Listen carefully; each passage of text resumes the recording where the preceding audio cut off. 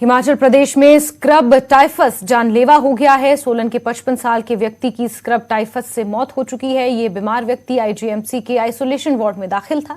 IGMC के प्रशासनिक अधिकारी डॉक्टर राहुल गुप्ता ने बीमार व्यक्ति की मौत की पुष्टि की है।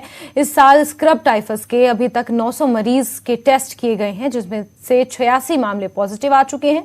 बरसात के दिनों में स्क्रब टाइफस के अधिक मामले सामने आते हैं। स्क्रब टाइफस एक जीवाणु से संक्रमित पिस्सू के काटने से फैलता है, जो खेतों, झाड़ियों व घास में रहने वाले चूहों में पनपता है।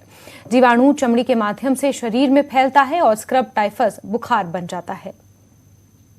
टाइफस है ये एक घास में पनपने वाले पिस्सू को काटने के कारण ये स्क्रब टाइफस का इन्फेक्शन जो रिकेटिशियल बैक्टीरिया होता है उसके कारण ये रहता है। तक हमारे पास तकरीबन 86 मामले जो हैं वो आ चुके हैं और हमने तकरीबन 900 जो पेशेंट्स हैं फीवर के साथ उनको सस्पेक्शन के आधार पे स्क्रीन किया है। तो पिछले साल हमारे पास कम केसेस थे, सिर्फ 16 केसेस ही आए थे।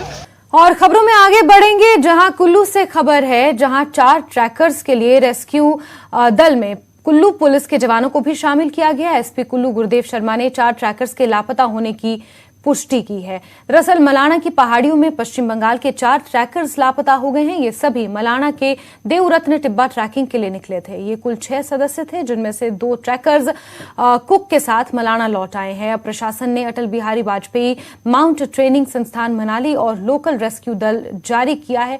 उन्हें रेस्क्यू टीम को ढूंढने के लिए कहा है। एसडीएम कुल्लू विकास शुक्ला को इस सर्च ऑपरेशन की जिम्मेदारी सौंपी गई है।